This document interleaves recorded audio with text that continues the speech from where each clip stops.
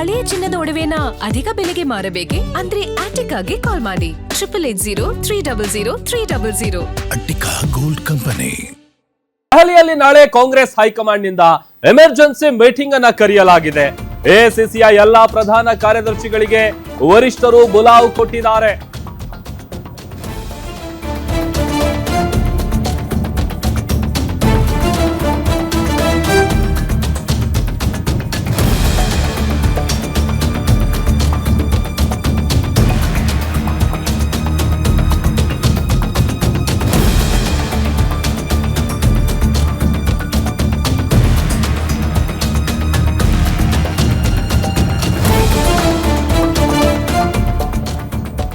ದೆಹಲಿಯಲ್ಲಿ ನಾಳೆ Congress high command emergency meeting ಕರೆದಿದೆ. ಎಐಸಿಸಿಯ ಎಲ್ಲಾ ಪ್ರಧಾನ ಕಾರ್ಯದರ್ಶಿಗಳಿಗೆ ವರಿಷ್ಠರು ಬುಲಾವ್ ಕೊಟ್ಟಿದ್ದಾರೆ ಅಂತ ಗೊತ್ತಾಗ್ತಾ ಇದೆ. ಎಲ್ಲಾ ರಾಜ್ಯಗಳ ಪ್ರದೇಶ ಕಾಂಗ್ರೆಸ್ ಸಮಿತಿ ಅಧ್ಯಕ್ಷರು ಕೂಡ ಬರಬೇಕು ಅಂತೇಳಿ ತುರ್ತು ಕರೆಯನ್ನ ಮಾಡಲಾಗಿದೆ. ದೆಹಲಿಯ ಪಕ್ಷದ ಕಚೇರಿಯಲ್ಲಿ ನಾಳೆ ಬೆಳಗ್ಗೆ 11:30 ಮೀಟಿಂಗ್ ನಡೆಯುತ್ತೆ. ಎಐಸಿಸಿ ಅಧ್ಯಕ್ಷರಾದಂತಹ ಮಲ್ಲಿಕಾರ್ಜುನ್ ಖರ್ಗೆ ಅವರ ನೇತೃತ್ವದಲ್ಲಿ ನಡೆಯುವಂತಹ ಮಹತ್ವದ ಮೀಟಿಂಗ್ ಇದು. ಸಾಕಷ್ಟು ಕುತೂಹಲ ಮೂಡಿಸ್ತಾ ಇದೆ. ನಾಳೆ ನಡೆಯುವಂತಹ ಈ ಒಂದು ತುರ್ತು ಮೀಟಿಂಗ್ ಬಹುಶಃ ನಾಳೆ ನಡೆಯುವಂತಹ ಸಭೆಯಲ್ಲಿ ಮಹತ್ವದ ಘೋಷಣೆಯೊಂದನ್ನ ವರಿಷ್ಠರು ಮಾಡ್ತಾರೆ ಅನ್ನುವಂತಹ ವಿಚಾರ ಗೊತ್ತಾಗ್ತಾ ಇದೆ. ಎಐಸಿಸಿ ಅಧ್ಯಕ್ಷರಾದಂತಹ ಮಲ್ಲಿಕಾರ್ಜುನ್ ಖರ್ಗೆ ಅವರ ನೇತೃತ್ವದಲ್ಲಿ ನಡೆಯುವಂತಹ ಮೀಟಿಂಗ್ ನಾಳೆ ದೆಹಲಿಯ ಪಕ್ಷದ ಕಚೇರಿಯಲ್ಲಿ ಬೆಳಗ್ಗೆ 11:00 ಮೀಟಿಂಗ್ ನಡೆಯುತ್ತೆ. ಎಲ್ಲರೂ ಬರಬೇಕು ಅಂತೇಳಿ ವರಿಷ್ಠರು ಬುಲಾವ್ ಕೊಟ್ಟಿದ್ದಾರೆ. ದೆಹಲಿಯ ಪಕ್ಷದ ಕಚೇರಿಯಲ್ಲಿ ನಾಳೆ ನಡೆಯುವಂತಹ ಮಹತ್ವದ ಮೀಟಿಂಗ್ ಸಾಕಷ್ಟು ಕುತೂಹಲ ಮೂಡಿಸ್ತಾ ಇದೆ. ಮತ್ತೊಂದು ಕಡೆ ನಾಳೆ ನಡೆಯುವಂತಹ ಈ ಒಂದು ಸಭೆಯಲ್ಲಿ ಮಹತ್ವದ ಘೋಷಣೆ ಮಾಡಬಹುದಾದಂತಹ ಸಾಧ್ಯತೆ ಕೂಡ ದಟ್ಟವಾಗಿದೆ.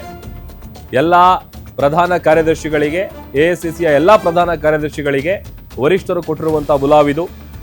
ಎಲ್ಲಾ ರಾಜ್ಯಗಳ ನಾಯಕರು ಕೂಡ ಬರಬೇಕು ಅಂತೇಳಿ ಇಮಿಡಿಯೇಟ್ ಆಗಿ ತಿಳಿಸಿರೋದು ಸಾಕಷ್ಟು ಕುತೂಹಲಕ್ಕೆ ಕಾರಣ ಆಗ್ತಾ ಇದೆ.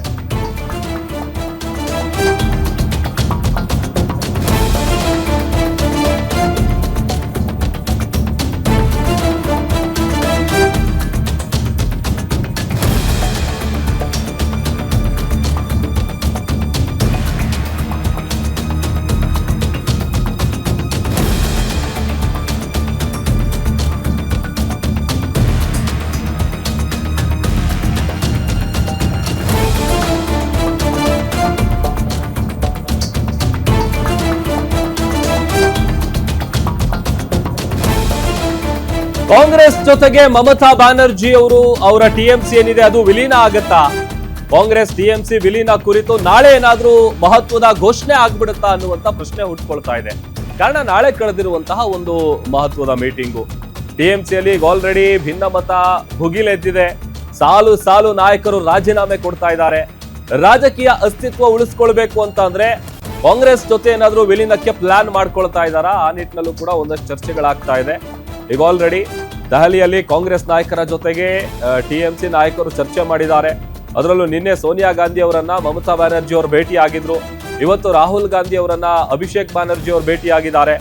ಸಾಕಷ್ಟು ಕುತೂಹಲ ಮೂಡಿಸ್ತಾ ಇದೆ. ದೀದಿಗೆ ಎಐಸಿಸಿ ರಾಷ್ಟ್ರೀಯ ಉಪಾಧ್ಯಕ್ಷರ ಆಫರ್ ಅನ್ನ ರಾಹುಲ್ ಗಾಂಧಿ ಅವರು ಕೊಟ್ಟಿದ್ದಾರೆ ಅನ್ನುವಂತ ಮಾಹಿತಿ ಕೂಡ ಸಿಗ್ತಾ ಇದೆ. ಸಾಲು ಸಾಲು ನಾಯಕರೆಲ್ಲರೂ ಕೂಡ ರಾಜೀನಾಮೆ ಕೊಡ್ತಾ ಇರೋದು ಎಷ್ಟರ ಮಟ್ಟಿಗೆ ಹೊಡೆತ ಕೊಡ್ತಾ ಇದೆ. ಅದರಲ್ಲೂ ಚುನಾವಣೆಯ ಫಲಿತಾಂಶ ಹೊರಬಿದ್ದ ನಂತರದಲ್ಲಿ ಈಗ ಅವರ ಕತೆ ಅಯೋಮಯ ಆಗಿದೆ. ಸೊ ಅಲ್ಲಿ ರಾಜಕೀಯ ಅಸ್ತಿತ್ವ ಉಳ್ಕೊಳ್ಬೇಕು ಅಂತಂದ್ರೆ ಸಹಜವಾಗಿ ಈಗ ಕಾಂಗ್ರೆಸ್ ಜೊತೆಗೆ ಕೈ ಜೋಡಿಸಬೇಕಾದಂತ ಅನಿವಾರ್ಯತೆ. ಅದರಲ್ಲೂ ಈಗ ಈ ಎಲ್ಲ ಬೆಳವಣಿಗೆಗಳಾಗ್ತಾ ಇರೋದು ಅದಕ್ಕೆ ಪುಷ್ಟಿ ನೀಡುತ್ತಾ ಇದೆ.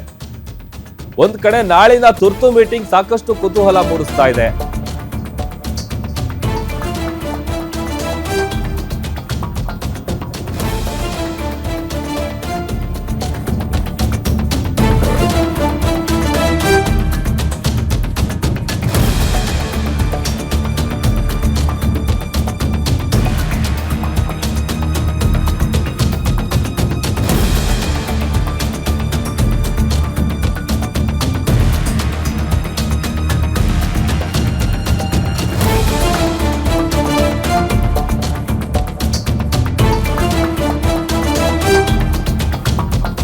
ಇನ್ನ ಟಿಎಂಸಿಗೆ ಬಿಗ್ ಶಾಕ್ ಕೊಟ್ಟಿದ್ದಾರೆ ಹಿರಿಯ ಸಂಸದರು ರಾಜೀನಾಮೆ ಕೊಟ್ಟಿರುವಂತ ವಿಚಾರ.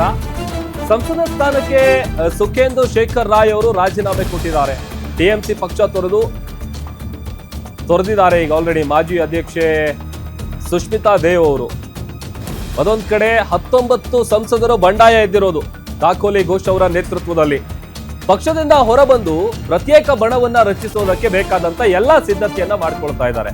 ಸೊ ಅಲ್ಲಿಗೆ ಸದ್ಯದಲ್ಲೇ ಎನ್ಡಿಎಯನ್ನ ಸೇರೋದಕ್ಕೆ ಹಿರಿಯ ಸಂಸದರು ಸಜ್ಜಾಗಿದ್ದಾರೆ. ದೆಹಲಿಯಲ್ಲಿ ಕೇಂದ್ರ ಸಚಿವರನ್ನ ಸುಮಾರು 20 ಮಂದಿ ಸಂಸದರು ಭೇಟಿಯಾಗಿದ್ದಾರೆ. ಟಿಎಂಸಿಯ ಒಟ್ಟು 80 ಶಾಸಕರ ಪೈಕಿ 60 ಶಾಸಕರು ಬಂಡಾಯ ಎದ್ದಿದ್ದಾರೆ, ಬಂಡಾಯದ ಬಾವುಟ ಹಾರಿಸಿದ್ದಾರೆ. ಮಮತಾ ಬ್ಯಾನರ್ಜಿಯ ವಿರುದ್ಧ ಪ್ರಮುಖ ನಾಯಕರೆಲ್ಲರೂ ಕೂಡ ಸಿಡಿದೆದ್ದಿದ್ದಾರೆ.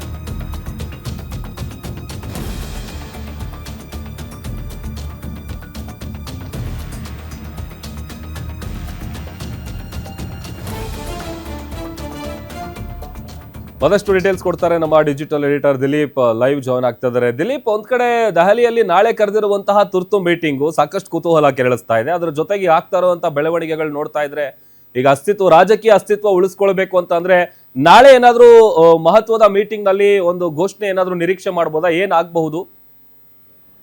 ರಾಮ್, ಇದೊಂದು ರೀತಿ ಟಿಎಂಸಿಯ ಅಧಪತನ ಒಂದ್ ಕಡೆ ಆಗ್ತಿದ್ರೆ, ಮತ್ತೊಂದು ಕಡೆ ಕಾಂಗ್ರೆಸ್ ಪಕ್ಷ ಇದೇ ಒಂದು ಸನ್ನಿವೇಶವನ್ನ ಬಳಸಿಕೊಂಡು ಇದೇ ರೀತಿಯ ಒಂದು ಸನ್ನಿವೇಶನ ಬಳಸಿಕೊಂಡು ತಮ್ಮ ಅಸ್ತಿತ್ವವನ್ನು ಇನ್ನೂ ಹೆಚ್ಚು ಮಾಡ್ಕೊಳ್ಳೋಕೆ ಪ್ರಯತ್ನ ಪಡ್ತಿದ್ಯಾ ಅನ್ನೋ ರೀತಿ ಕಂಡು ಬರ್ತಾ ಇದೆ ಪ್ರಭು. ಏನಂದರೆ ಇಲ್ಲಿ ಸದ್ಯದ ಮಟ್ಟಿಗೆ ಇವಾಗ ಟಿ ಎಮ್ ಸಿಗೆ ಏನೊಂದು 80 ಶಾಸಕರಿದ್ದಾರೆ ಪಶ್ಚಿಮ ಬಂಗಾಳದಲ್ಲಿ. ಆ 80 ಶಾಸಕರ ಪೈಕಿ 60 ಶಾಸಕರು ಈಗಾಗಲೇ ಟಿ ಎಮ್ ಸಿ ವಿರುದ್ಧ ಬಂಡಾಯ ಎದ್ದಿದ್ದಾರೆ ಅನ್ನೋ ಮಾಹಿತಿ ಲಭ್ಯ ಆಗ್ತಾ ಇದೆ. ಜೊತೆಗೆ 100ಕ್ಕೂ ಹೆಚ್ಚು ಸ್ಥಳೀಯ ಸಂಸ್ಥೆಯ ಕೌನ್ಸಿಲರ್ಗಳು ಬಂಡಾಯ ಎದ್ದಿದ್ದಾರೆ ಅನ್ನೋ ಮಾಹಿತಿಗಳು ಸಿಗ್ತಾ ಇದೆ.